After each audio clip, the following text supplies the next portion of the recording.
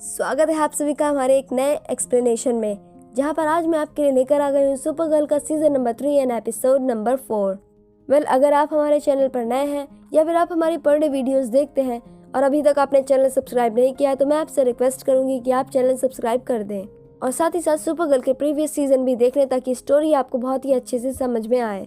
तो चलिए स्टार्ट करते हैं हमारी न्यू एक्सप्लेनेशन। इस एपिसोड की शुरुआत सीजन फर्स्ट के उस वाले एपिसोड से होती है जहां पर कारा ने पहली बार एक प्लेन को बचाया था।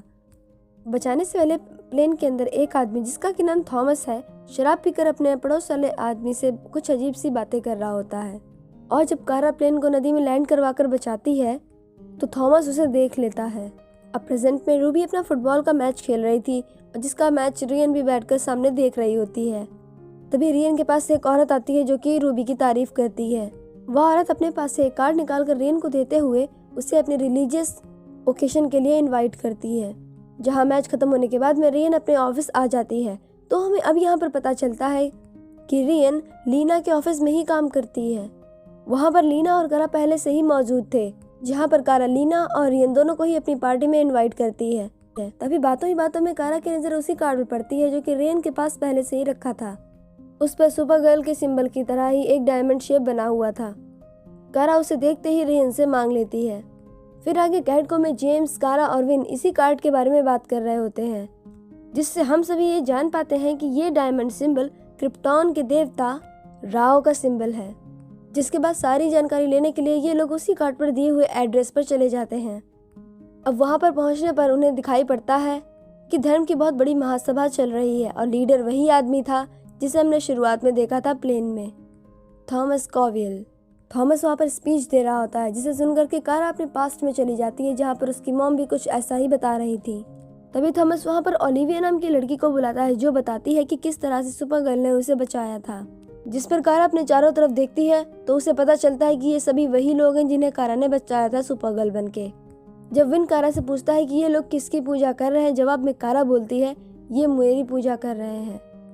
और उनको अपनी पूजा करता हुआ देखकर कारा को बिल्कुल भी अच्छा नहीं लग रहा था क्योंकि वो भी जानती है कि वो कोई गॉड नहीं है। वहां से आने के बाद में ये लोग सारी बातें डीईओ में आकर अपने बाकी टीममेट्स को भी बता देते हैं, जिसके बाद सारी गर्ल्स पार्टी करने के लिए चली जाती हैं। तभी कारा को पार्टी करने के दौरान में पुलिस का सायरन सुनाई देता है और वो सुपर गर्ल बन के वहाँ पर पहुँच जाती है, जहाँ वहाँ एक लड़के को बचाती है जो कि ओलिविया का बॉयफ्रेंड था। वह फौरन ही सुपर गर्ल के सामने नील डाउन हो जाता है और उन्हें थैंक्स करता है कि अब वो भी उनकी महासभा में शामिल हो सकता है। यानी कि उस लड़के ने अपनी जान को जानबूझकर खतरे में डाला था ताकि सुपर गर्ल आकर उसे बचाए और ये लोग उसी धर्मसभा में फिर से शामिल हो सकें। वहीं सुपर गर्ल को ज्यादा गुस्सा आने की वजह से वह मैगी से कहती है थॉमस को गिरफ्तार करने के लिए, पर मैगी मना करते हुए कहती है कि अमेरिका में फ्रीडम ऑफ रिलीजन सभी के लिए है और मैं उसे गिरफ्तार नहीं कर सकती। अब अगले दिन रूबी रियन के ऑफिस में ही होती है, पर रियन काम में इतनी ज्यादा बिजी होती है कि वह रूबी की बातों पर ध्यान भी नहीं दे पाती। पर वहीं कारा थॉमस से आर्टिकल के बहाने मिलने जाती है। थॉमस कारा को देखते ही पहचान लेता है कि वो ही सुपर गर्ल है और वह उसे एक क्रिप्टोनियन डिवाइस भी देता है। पर कारा तो पहले से ही गुस्से में थी और वह उससे कहती है कि अगर तुम मुझे गॉड समझते हो तो तुम आज के बाद ऐसी महासभाएं चलाना बंद कर दोगे ताकि लोग अपनी जिंदगी को खतरे में न डालें। और उससे वो डिवाइस लेकर वहां से चली जाती है। जिसके फौरन बाद थॉमस पड़ोस वाले कमरे में आता है जहाँ पर एक बड़ी सी क्रिप्टोनियन मशीन रखी थी। और अगर आपको याद हो ये वही मशीन थी जिसे हमने गर्ल ऑफ स्टील के स्टैचू वाले एपिसोड में देखा था जो समुद्र के अंदर पड़ी हुई बीप कर रही थी।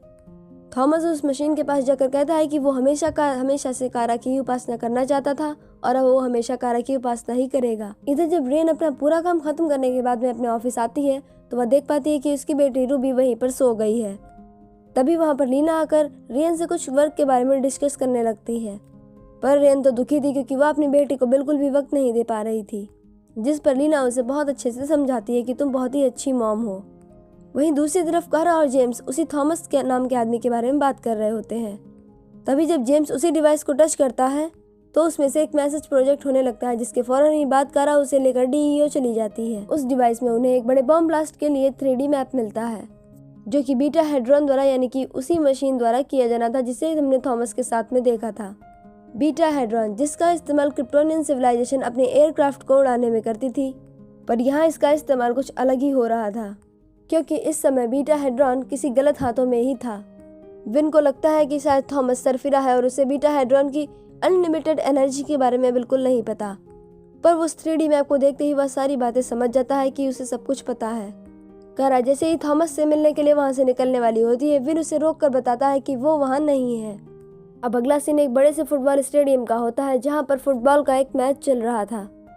वहीं ठीक स्टेडियम के नीचे थॉमस अपने फॉलोअर्स के साथ में प्रे कर रहा था और उसके ठीक पीछे वहां पर एक मशीन यानी कि बीटा हेड्रॉन रखी हुई थी। इधर सुपरगर्ल भी स्टेडियम पहुंच जाती है और विन से पूछती है तो वह बताता है कि इस समय वहां पर पूरे 15,000 लोग हैं और सुपरगर्ल के पास सिर्फ 10 मिनट है और 10 मिनट में 15,000 लोगों को निकालना इम्पॉसिबल है। फिर भी सुपरगर्ल सीधा जाकर थॉमस से कहती है कि अब वह ये सब कुछ बंद करे, पर थॉमस को तो लगता है कि वो इसे सारी दुनिया को ये बता पाएगा कि सुपरगर्ल कोई और नहीं बल्कि हमारी गॉड है। सुपरगर्ल उसके फॉलोअर्स को समझाते हुए कहती है कि भगवान राव बहुत ही ज्यादा पीसफुल है और वो अपने फॉलोअर्स को खतरे में नहीं डालते, पर थॉमस के ऊपर तो जैसे भूत सवार था कि सुपरगर्ल गॉड है, गॉड है और गॉड है और वह इस बड़े से ब्लास्ट से भी सभी को बचा ही लेगी। जिसकी बात को सुनकर सुपरगर्ल को और ज्यादा गुस्सा आ जाता है और वह बीटा हेड्रॉन को बंद करने के लिए आगे बढ़ती है, पर वह बीटा हेड्रॉन के पास नहीं पहुंच पाती है और वहीं पर गिर जाती है, क्योंकि अब तक तो हम सभी ये जान ही चुके हैं कि क्रिप्टोनाइट क्रिप्टोनियंस के लिए जहर है और इस समय बीटा हेड्रॉन मशीन में क्रिप्टोनाइट का यूज हो रहा था, जिससे कारा को काफी ज्यादा तकलीफ होती है और सुपरगर्ल के चेहरे यानी कि कारा के चेहरे पर हरी धारियां बनने लगती हैं जैसे कि क्रिप्टोनाइट होने की वजह से होता है। पर ओलिविया कारा को तकलीफ में देखकर अभी समझ चुकी थी कि कारा कोई गॉड नहीं है और इस वक्त उन्हीं सब की वजह से आज 15,000 लोगों की जान खतरे में है। अब हालात ऐसे हो जाते हैं कि कारा को अपनी हथेली काटकर बहता हुआ खून दिखाना पड़ता है और बोलना पड़ता है कि वह सच में कोई गॉड नहीं है। कारा के हाथ से बहते हुए खून को देख करके सारे लोग अब वहां से भागने लगते हैं, क्योंकि उन्होंने ऐसा कभी एक्सेप्ट नहीं किया कि कारा के हाथ से भी खून निकल सकता है, यानी कि सुपरगर्ल के हाथ से भी खून निकलना इतना ज्यादा आसान है। और उन्हें पता था कि गॉड्स तो कभी घायल ही नहीं होते। अब जाकर के थॉमस की आंखों से सुपरगर्ल के गॉड होने की बात उतरती है और वह सीधा बीटा हेड्रॉन को बंद करने लगता है, पर उससे बीटा हेड्रॉन बंद नहीं होता। तभी एलेक्स आकर वहां से बीटा हेड्रॉन के पीछे लगे हुए क्रिप्टोनाइट को निकालकर बाहर फेंक देती है, जिसके बाद हमारी सुपरगर्ल को थोड़ी सी राहत मिलती है। जिसके बाद फौरन ही देरी ना करते हुए सुपरगर्ल अपने आई लेजर से जमीन पर बहुत बड़ा गड्ढा बना देती है, जिसके फौरन बाद एलेक्स और थॉमस मिलकर के बीटा हेड्रॉन को उसी होल में डाल देते हैं। होल में गिरने के कुछ ही सेकंड्स बाद में बीटा हेड्रॉन ब्लास्ट कर जाता है, क्योंकि ब्लास्ट होल में हुआ था, जिसकी वजह से बाकी सारे लोगों की जान बच जाती है। पहले इससे कोई फर्क तो नहीं पड़ता है कि सुपरगर्ल कोई गॉड है या नहीं, उसने अभी भी 15,000 लोगों की जान एक साथ बचाई थी, जो कि उसकी पावर्स और स्ट्रेंथ को दिखाता है। अब आगे कारा जेल में थॉमस से मिलने जाती है, जहाँ थॉमस उससे कहता है कि वह उसकी आईडी किसी को भी रिवील नहीं करने वाला और वह हमेशा सुपरगर्ल की प्रार्थना करेगा और सुपरगर्ल के लिए भी प्रार्थना करेगा। फिर आगे रात में कारा, लीना, एलेक्स और रेन बच्चों की पार्टी में आए हुए थे, जहाँ पर बच्चे सुपरगर्ल के लिए परफॉर्मेंस दे रहे थे। बच्चों की परफॉर्मेंस खत्म होने के बाद में रूबी वहाँ पर आकर बहुत ही प्यारा सा गाना गाती है, जिसे सुन करके एलेक्स वहाँ से चली जाती है और कारा भी उसके पीछे पीछे जाती है। एलेक्स बाहर आकर रो रही थी और कारा के पूछने पर वह उसे बता देती है कि मैगी को बच्चे बिल्कुल पसंद नहीं, पर मुझे बच्चे चाहिए। एलेक्स बहुत ही ज्यादा रो रही थी, इसलिए कारा उसे हक करती है, जिसके बाद में कारा डीईओ आकर अपनी मॉम के 3D सिमुलेशन के साथ में बैठकर गॉड राव के लिए प्रेयर कर रही थी। एलेक्स भी अपने घर आ जाती है, पर वह लेट कर भी रोना बंद नहीं करती।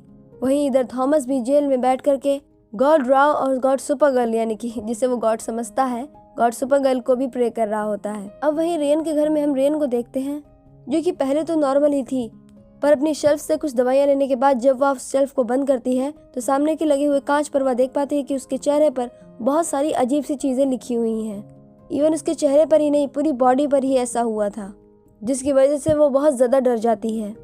उसके चेहरे पर बने हुए सिंबल्स एकदम क्रिप्टोनियन लैंग्वेज की तरह ही लगे थे।